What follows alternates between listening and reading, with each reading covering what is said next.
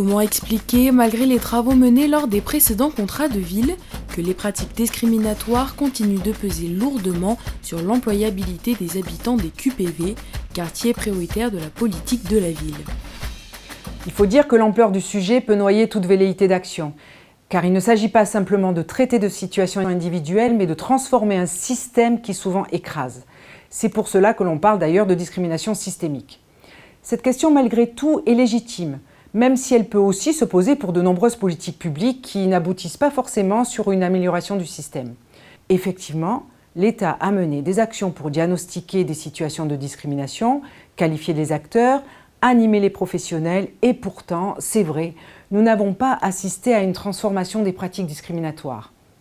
Le constat est peut-être sévère, mais les outils qui ont été mis à disposition de l'État pour lutter contre les discriminations dans les années 2000, c'est-à-dire essentiellement des diagnostics territoriaux et de la formation d'acteurs, n'ont pas été suffisants. Malgré tout, ils ont quand même permis de construire un réseau de professionnels formés et engagés sur le sujet en région PACA, qui se maintient encore aujourd'hui. Je tiens au mot engagé parce que l'on renvoie souvent les postures professionnelles sur ce sujet à des postures militantes, comme si la lutte contre les discriminations ne relevait pas d'une politique publique. Et même si les signaux politiques sont faibles, l'engagement des professionnels est essentiel pour reconnaître et porter la parole des populations qui sont discriminées dans nos quartiers populaires.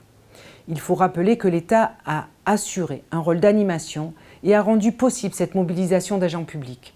Je rends ici hommage au travail conséquent mené par les anciennes équipes du FAS et du FACIL et aussi aux agents des collectivités qui ont assuré ce travail d'animation.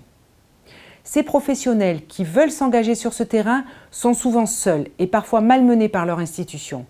Il est nécessaire de les raccrocher à un collectif de travail qui permet l'échange des bonnes pratiques et la construction de stratégies d'intervention. Sur ce sujet de la lutte contre les discriminations liées à l'origine, nous sommes, nous, techniciens, agents publics, constamment partagés entre la nécessité d'agir face à cette injustice sociale profonde et une forme de désillusion face à notre incapacité à modifier quoi que ce soit en l'absence de mobilisation politique et sociétale. Non, effectivement, il n'y a pas eu de transformation et nous sommes conscients des limites de l'action publique figées par le peu de portage politique, les discriminations liées à l'origine sont par nature suspectes, l'écrasement des populations concernées par le système qui les cerne, des discriminations qui sont intimement liées au racisme qui persiste dans notre société et les limites de l'action judiciaire qui relèvent de la situation individuelle. Pour autant, cela ne veut pas dire qu'il ne faut rien faire.